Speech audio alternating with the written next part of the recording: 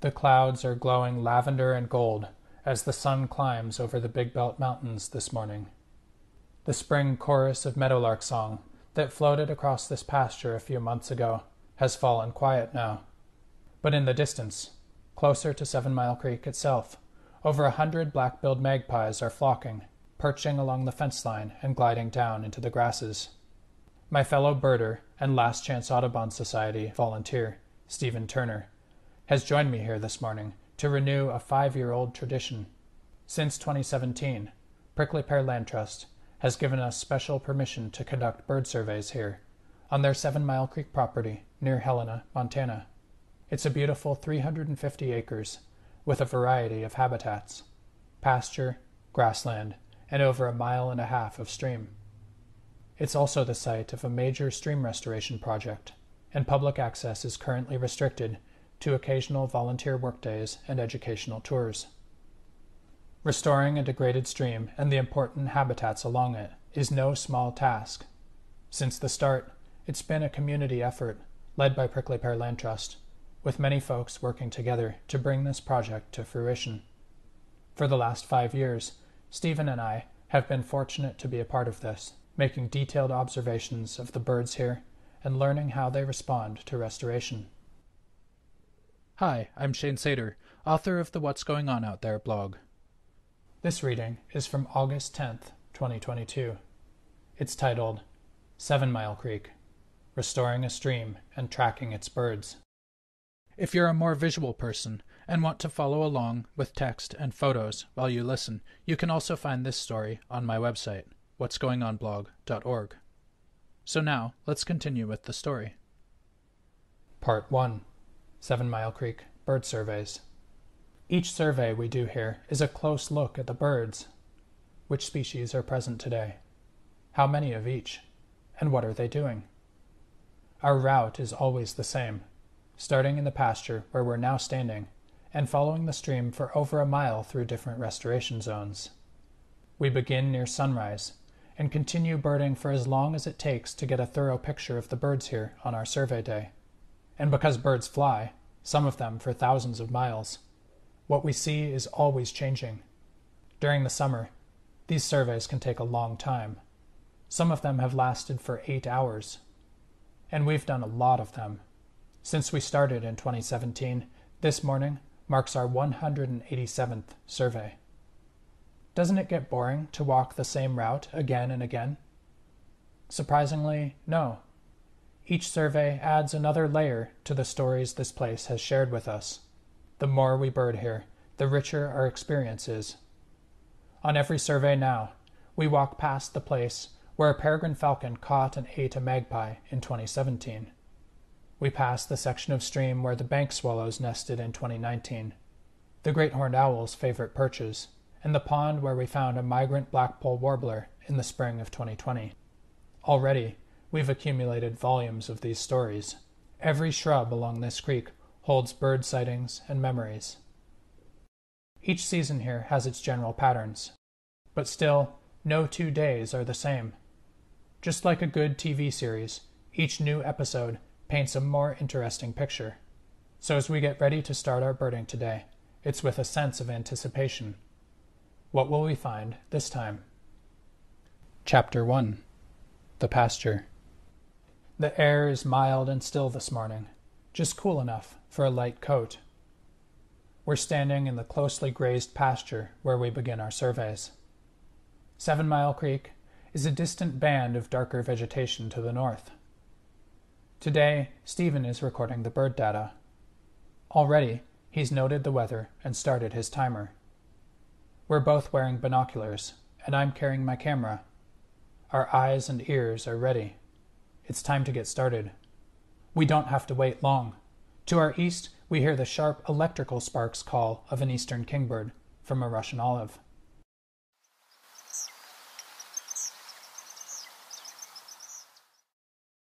Below it, a large, elongate lump is perching. As we raise our binoculars, we can see rusty barring on its belly. It's a long-tailed bird, larger than a robin, with a blocky head. This is a Cooper's hawk, a stealthy, bird-hunting predator. No wonder the kingbird is scolding it. Part 1. Interpreting the patterns.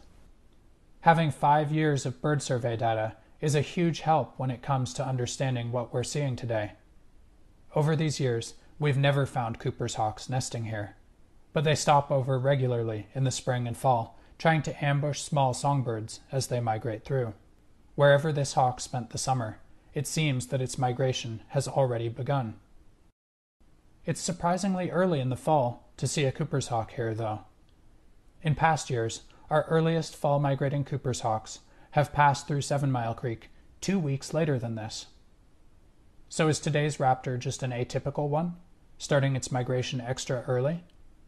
Or could it be a Helena area bird that nested somewhere else nearby and is wandering around the valley, not quite migrating in earnest yet? It's hard to encounter a hawk like this one without wondering about it. Where has it come from? Where's it going? What is its life like? Every bird we see here has a story. Through these surveys, we can see the general patterns of their lives. Take migration, for example. We can literally see it happening as birds show up one week and are gone the next. But what fascinates me most is what we'll never know. This Cooper's hawk experiences the world in ways that we just can't. But by being here this morning, we can get a small glimpse. Part 2. Phoenix from the Ashes. As we get closer to the stream itself, we move from the closely cropped pasture to an ungrazed area. Here the smooth brome, Bromus inermis, is knee-high. Hundreds of grasshoppers leap away from us as we walk. Dry grass seed heads drop off as we pass. It's hard to tell now, but almost the entire restoration site and its surroundings burned to the ground 2 years ago. It was a hot afternoon in early September of 2020. Strong winds pushed a wildfire through the dry grasses, leaving a blackened moonscape in their wake. And although the grassland has recovered quickly, the shrubs along the stream still bear the marks of the fire in their blackened, dead branches. There, too, new shoots have grown back impressively from the charred aftermath. But for the shrubs, it's been a major setback, and it will be a few more years before they recover fully. The Cooper's hawk is no longer in the Russian olive. Where has it gone? We scan our surroundings, and we manage to spot it again. Now it's perching in a chokecherry along the creek. The branch is killed in the 2020 fire. The same eastern kingbird has followed the hawk, and is calling vigorously over its head.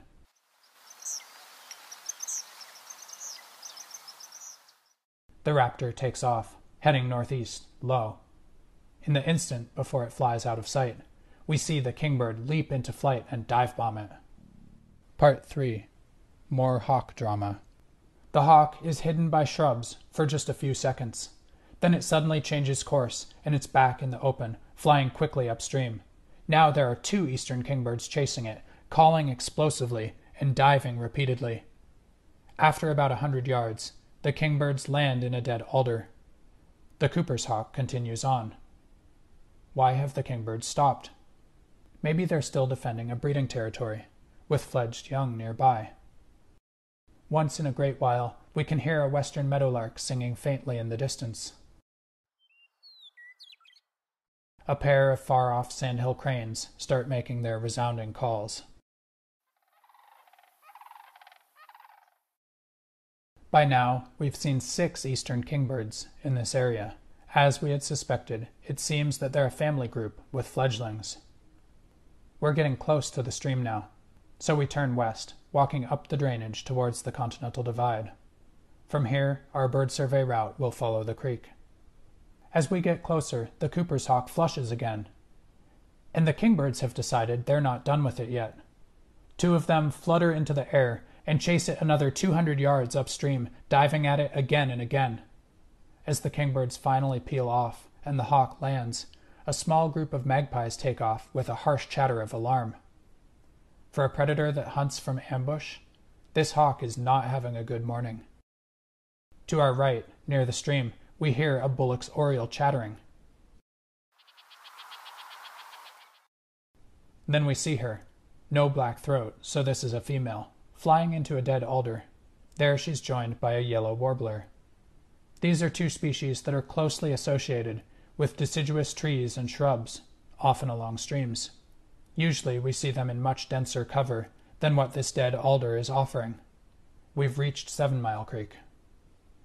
Chapter 2. 7-Mile Creek, the lush tangle. Restoration of the stream has progressed in phases, and now we're standing in the most recent one. 5 years ago, the creek was in bad shape here. It ran through a deep ravine, 9 feet deep in places, where only a few shrubs were able to find a toehold. During spring's high water, muddy runoff sluiced through this ravine. Without a floodplain where the waters could spread out and soak in, the torrent would tear at the crumbling banks that flanked the channel, carrying mud downstream. It wasn't just a problem in terms of erosion and degraded habitat. The channel also acted like a high-pressure hose, funneling the energetic stream farther down into the Helena Valley, where it added to the risk of flooding in residential areas. But thanks to the restoration work, this channel has changed drastically in 5 years. In place of the old ravine, the stream now meanders gently across a new floodplain. When the contractors excavated this new channel, they filled in most of the old one. But cleverly, the design called for leaving several short sections of it open. These quickly filled with groundwater and became a string of small ponds, mimicking the habitats that beavers create along streams like this one. In just the past 5 years, right where we're standing now, 7-Mile Creek has gone from a degraded ravine to a meandering stream, connected to a lush floodplain dotted with small ponds. Part 1. Replanting 7-Mile Creek. But all good things take time, and the restoration work in this section is only a year and a half old. If we look hard, we can spot the native shrubs that the contractors planted last spring, hiding here and there in their little tree protector cages. There are hundreds of them: chokecherries, silver buffalo berries, alders, snowberries, and more. In a few years, with luck, they'll be providing shade and food for birds and fish. But right now, they're hidden among the luxurious growth of shorter-lived plants that have responded to the spring rains that watered the soil disturbed by the excavators. The floodplain is rank this year with the growth of kochia scoparia, and the piercing vanilla smell of white sweet clover, Melalotus alba, in bloom. Between the patches of kochia and sweet clover, there are swaths of intermediate wheatgrass, Agrippyron intermedium, a perennial that will soon outcompete these early colonizers. Last spring, several volunteers helped me scatter seeds of a variety of native plants in this newly restored floodplain. 2021 was a tough year for seedlings. The summer was hot and extremely dry. But among this year's exuberance of weeds, we can see occasional clumps of Rocky Mountain bee plant, Cleome cerulata, and showy milkweed, Asclepias speciosa, 2 of the native plants we seeded. In spite of the drought, the planting project added to the habitat diversity here. With luck, these plants will continue to thrive, and perhaps in a few years, the milkweed plants will expand to become a large monarch-supporting patch like the one I visited earlier this summer at Westmont Farm and Gardens. Part 2. Grasshoppers in the weeds. Now I notice a row of fat, 2-striped grasshoppers, Melanoplis bivitatus, lined up on a mullein stem, Verbascum thapsus, where several Hunt's bumblebees are flying from flower to flower. These grasshoppers are abundant today in the floodplain. When I think of excellent bird habitat, this rank, weedy stand of kochia and sweet clover isn't usually what I imagine, but in spite of that, it's still structure and cover. And with all of these grasshoppers, there's lots of food in here right now, and the birds are unquestionably using this habitat today. Savannah and vesper sparrows are all over the floodplain. We can hear their lisping calls all around us and see them darting past. Once in a while, we manage to get a better look. Vesper sparrows and Savannah sparrows are both grassland nesters, and they can be hard to tell apart, especially at this time of year when there are juveniles around.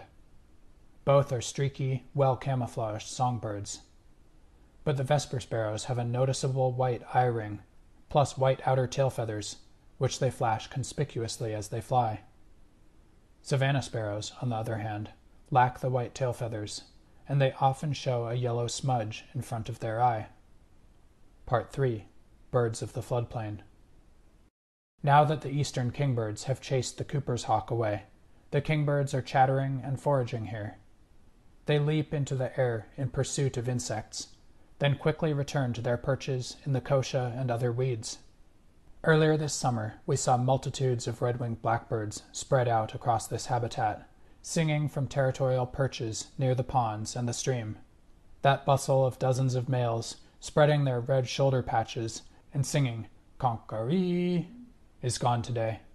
Now the blackbirds are in a noisily chattering flock, mostly made up of streaky brown females and juveniles. As we continue upstream, they flush from the grasses and fly past us, making emphatic cack calls.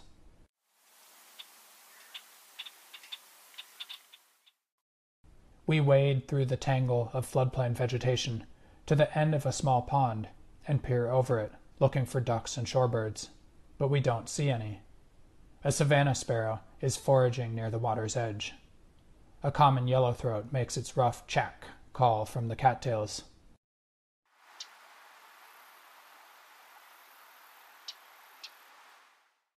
The growth of these cattails has been incredible. Who would guess that these ponds only showed up here a year and a half ago? The magpies are still talking from the fence line, near the edge between the pasture and this enthusiastic, weedy floodplain jungle. Now about 60 of them take off and stream east in a scraggly line, passing in front of Mount Helena.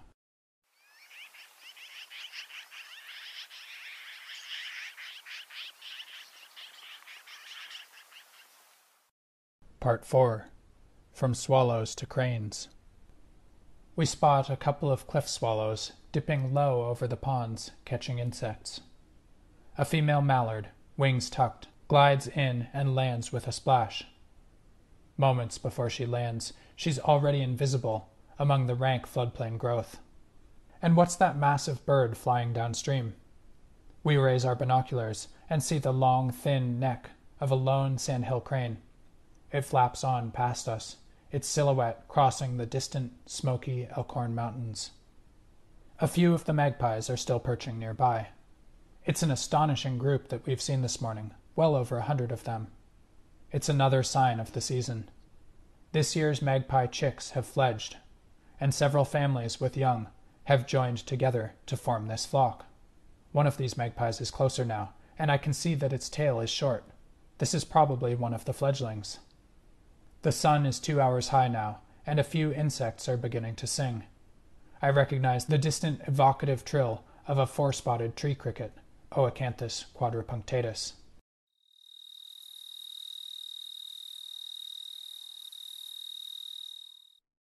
I'm still learning my singing insects. Eventually, I hope that I'll be able to do a blog post on them. Chapter 3. The Grassy Floodplain. As we continue upstream, the floodplain gets grassier. There are still large stands of white sweet clover along the stream. But the dominant vegetation is now grasses, sedges, and Baltic rush, Juncus balticus. We're approaching our first mature shrubs now. A row of chokecherries, Prunus virginiana, near the new stream channel. When we began watching this site in 2017, these chokecherries were already full grown. They only burned partially in the fire 2 years ago, so their canopies are still relatively full, and today the area around them is bursting with activity. Along the stream, a yellow warbler is sallying forth over the water, catching insects and landing in the sweet clover clumps. A flock of nearly 40 red-winged blackbirds are perching in the chokecherries, constantly making their cack calls.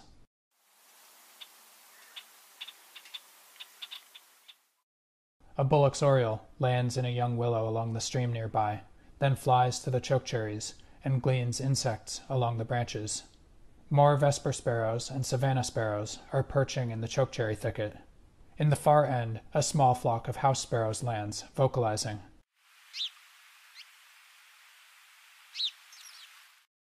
We don't see house sparrows here very often. Usually they stay close to houses, but sometimes they wander over from the homes that border this site. We watch a cedar waxwing fly-catching along the stream.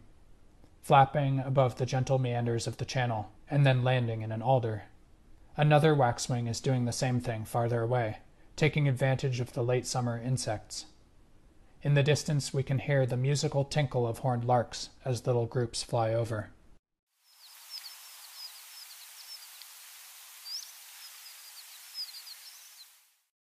Part 1. Striped Birds and Striped Crickets. In the sweet clover, I notice a stripy, buffy and brown bird with a pointed bill.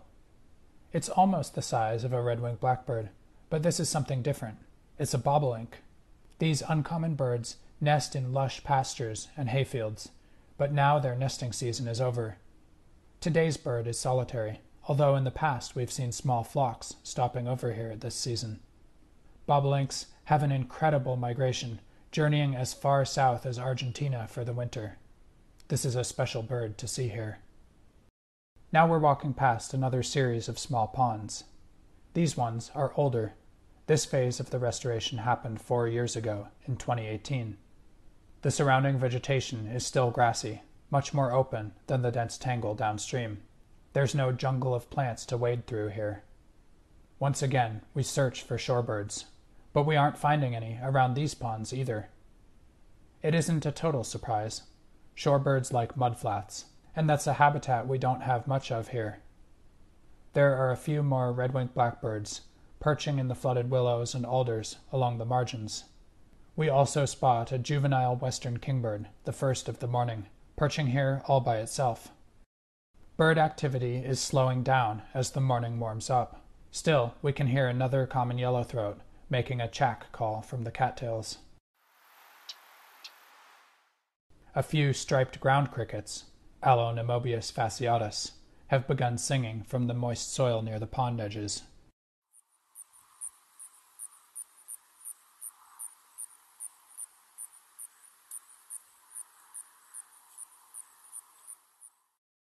Part 2.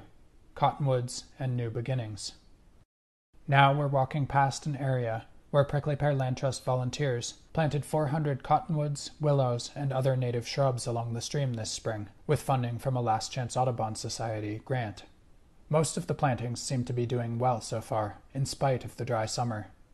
They've gotten their roots down to the water table.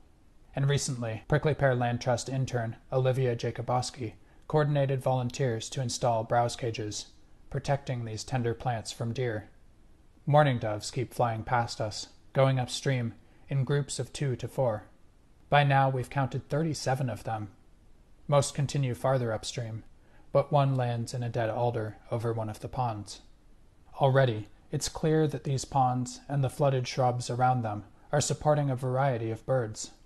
But these cottonwood seedlings in particular get me excited for the future, as they grow up into vigorous thickets, and then, eventually, into a canopy layer over the stream. It's going to be neat to see how the birds respond. Cottonwood forests support so many species, from the yellow warblers that we've seen here today, to least flycatchers, downy woodpeckers, and even western screech owls. Chapter 4. 7-Mile Creek, the Old Channel. We've now passed by the intensively restored sections of the stream. We're into an area where the creek is still in its old, down-cut channel. But in 2018, contractors excavated some inset floodplain areas here to provide a place for spring floodwaters to go. One of these is already growing up with a low, solid carpet of willow seedlings. Like the tiny cottonwoods we just passed, these willows are the future of bird habitat here. There's a willow flycatcher calling occasionally along the stream, sallying out to catch insects. Farther upstream, we can hear several more eastern kingbirds.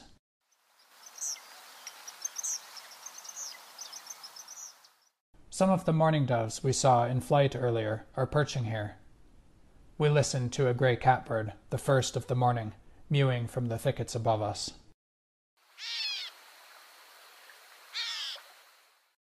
The wing whir of mourning doves in flight accompanies us as we continue upstream. The thickets we're walking past now predate the restoration work.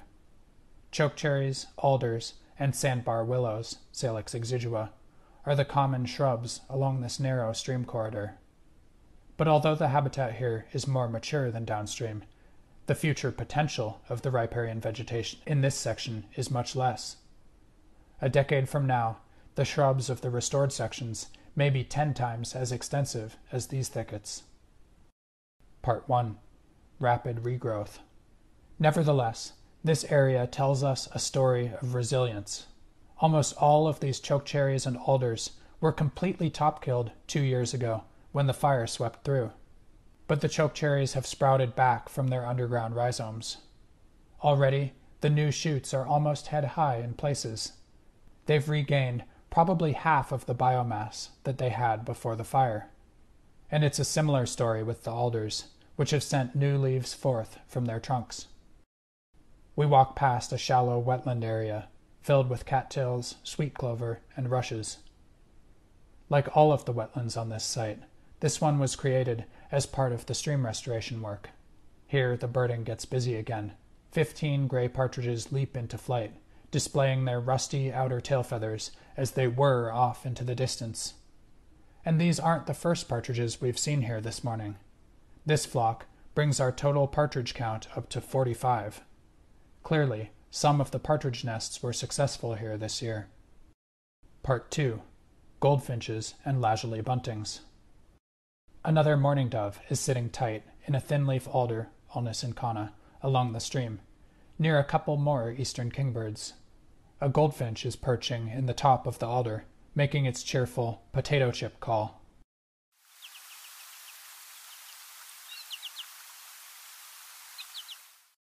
In the chokecherries on the other side of the wetland, we spot a male leisurely bunting. These buntings migrate early. Today may be our last chance to see them here this year. In the face of our increasingly hot and dry summers, it's encouraging to see the resilience of these chokecherries and alders. Even as our weather gets more intense and chaotic, they're still able to grow back after a fire burns them to the ground. Nevertheless, the fire has been a setback. None of the chokecherries are bearing fruit this year. We'll have to wait at least another season before they flower in abundance and produce the bounty of fall fruits that have brought so many cedar waxwings and robins here in previous falls. Part 3. The color of a fledgling's mouth. Our footsteps crunch loudly through the dry grasses. We're at the tail end of the breeding season. Virtually nothing is singing. The vesper sparrows, mourning doves, gray partridges, and magpies are all flocking. Today we've been seeing a mix of local breeding birds and early migrants like the Cooper's hawk. A month from now, most of these breeding birds will be gone, and hundreds of migrant songbirds will be stopping here. I notice an eastern kingbird that still has a little bit of yellow around its mouth. This colorful skin tells us that it's a fledgling. When this baby bird opens its mouth to beg, its parents see a colorful yellow target. "Feed me! Feed me!" It's a message conveyed by a bright yellow gape as well as by the young bird's begging calls. A band of convective clouds is moving over the continental divide, creeping slowly towards us. A few outlying cloud wisps cross over the sun, giving us a little bit of shade. The morning is getting hot now. We're still seeing lots of mourning doves flushing ahead of us along the creek, and the vesper sparrows are everywhere. Part 4. Another sparrow in the thickets. Then we spot a chipping sparrow perching in a chokecherry. It has a longer tail and slimmer body than the vesper sparrows. It's streaky below, even though adult chipping sparrows aren't. This is a juvenile. It's got a dark line running across the middle of the face and continuing ahead of the eye. A good field mark to look for on fall chipping sparrows. The white clematis, Clematis ligusticifolia, is mostly past flowering down along the creek. Its graceful vines hang with silky white fruits, clambering over the alders and making a dense thicket. Clematis makes good cover for nesting birds. Nearby, there's a small patch of giant goldenrod, Solidago gigantea, in bloom. We stop for a minute to admire the diversity of wasps, bees, moths, and flies visiting these flowers. Now we're walking through an area where the alders burned hot in the fire. Like the alders downstream, they're resprouting, but much more slowly and from near the bases. It's going to take these ones a while to recover. In the meanwhile, though, the The goldenrod and cutleaf coneflower, Rudbeckia laciniata, are offering nectar for pollinators underneath them, and the chokecherries, farther away from the stream, are growing back faster, already forming a nice, clumpy thicket. Part 5. Of Clouds and Winged Specks. The clouds are still hovering over the continental divide, ominous and blue. A strange formation is developing, a lumpy cloud raft, streaking out towards us from the larger cloud bank. The raft is made up of mamma clouds. The unusual sight lasts for several minutes, then gradually dissipates. A thin layer of clouds are still covering the sun, giving us some relief from the heat. Then I notice a little speck circling against the gray. We raise our binoculars and see that it's got very pointy wings. It's so far away that it's hard to see much more. Nevertheless, we can tell it's a substantial-sized bird. It circles on a thermal, a tiny dot that almost disappears from sight as it rises higher. With those long pointy wings, it's definitely a falcon. I pull out my camera and play the game of hunting for this fast-flying speck among all of the clouds, trying to get photos. I manage to snap a couple as it gets higher and higher. The photos are nothing incredible, but they're enough to show us a well-defined black hood on the side of the face. It's a peregrine falcon. There's something awe-inspiring about these birds. Never a common sighting, they're bird-hunting athletes, maneuvering across Helena's skies as if a flight from horizon to horizon is nothing more than a walk to the mailbox. Any time I see a peregrine, I feel small, ground-bound, and awkward. A day with a peregrine falcon in it is a special one. Part 6. Another new sparrow. A small sparrow flits from a chokecherry to another perch ahead of us. At first I pass this one off as another vesper sparrow, but Stephen stops me. He didn't see the characteristic white outer tail feathers when it flew. We take a closer look. We notice that this bird has a very large bill, a short neck, and a delicate row of streaks across the middle of the chest. It's a juvenile grasshopper sparrow. We can still see a little bit of pale yellow around the edges of its gape, where it begged for food. This is a good sighting for the Helena Valley. These grassland nesters are fairly common in eastern Montana, but around Helena they're unusual. In fact, most of the grasshopper sparrow sightings in the valley have been here at 7 Mile Creek. A great blue heron flaps up from the shrubs beyond us, circles briefly, and then dives back down towards the stream. 3 meadowlarks are perching about 40 yards past us now, in the top of one of the burned-over chokecherries. Chapter 5. Retracing our steps. As we retrace our route back down the stream, a couple of turkey vultures are soaring overhead in an increasingly cloudy sky. The eastern kingbirds are still making their electrical sparks calls from the regrowing shrubs. A yellow warbler sings occasionally from a thicket. The willow flycatcher is still where we left it, near the young willow growth in the inset floodplain area. Farther downstream, more mourning doves are perching in the alders. The red-winged blackbird flock is calling from the floodplain as we pass back by the last big chokecherry thicket and reach the jungle of rank grasses and kochia that marks the most recent restoration work. A vesper sparrow is perching in the chokecherries with an insect in its beak. Evidently this one is still feeding fledglings. Part 1. From floodplain to grassland. We wade back through the lush growth of the floodplain. A violet-green swallow is darting nimbly overhead, catching insects in midair. It's past noon now, and in spite of the cloud cover, it's gotten hot. The song of katydids fills the air, a lazy buzz and tick that seems to swell and contract around us.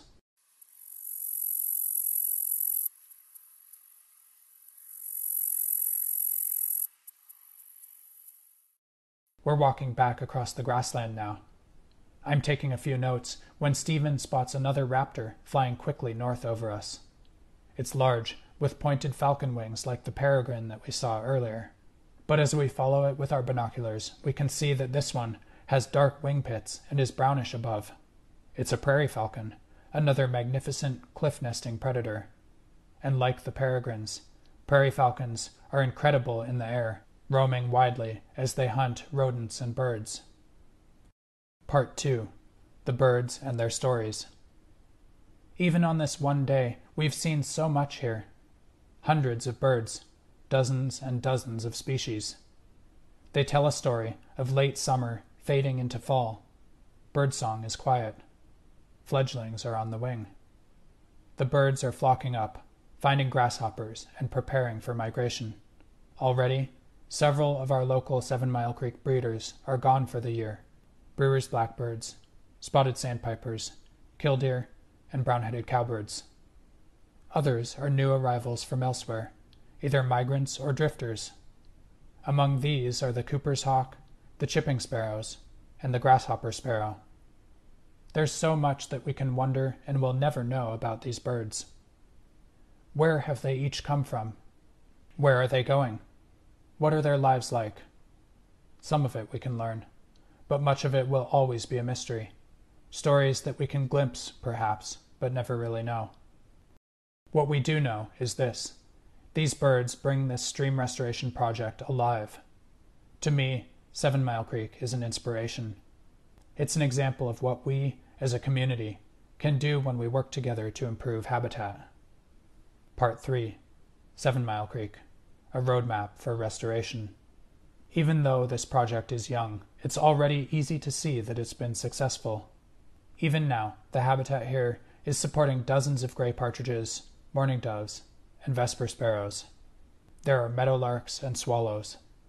Sandhill cranes fly past, while great blue herons land to forage. This is a place where eastern kingbirds flutter after insects and dive-bomb Cooper's hawks. But much more than that, this place is a roadmap for what is possible when we all work together to restore the landscape where we live. Already, these new ponds and wetlands are holding water and supporting wildlife through our increasingly hot summers. When spring runoff is high, there's a safe place for floodwaters to go without damaging houses and farms. And in a few more years, there will be new cottonwoods and chokecherries shading this stream, keeping the water cool and supporting an even greater diversity of birds. Some days, it seems like there's a lot of bad news in the world. And on those days, it's a joy to be able to go outside with a friend and watch our local birds as they transition from the nesting season to the first hints of migration. Through 7-Mile Creek's birds, we have a window in on a continent of birds getting ready to move, and we have a clear picture of how restoring a stream can help more life thrive around us. It's a gift to have this here. Thanks for listening. That's all for now.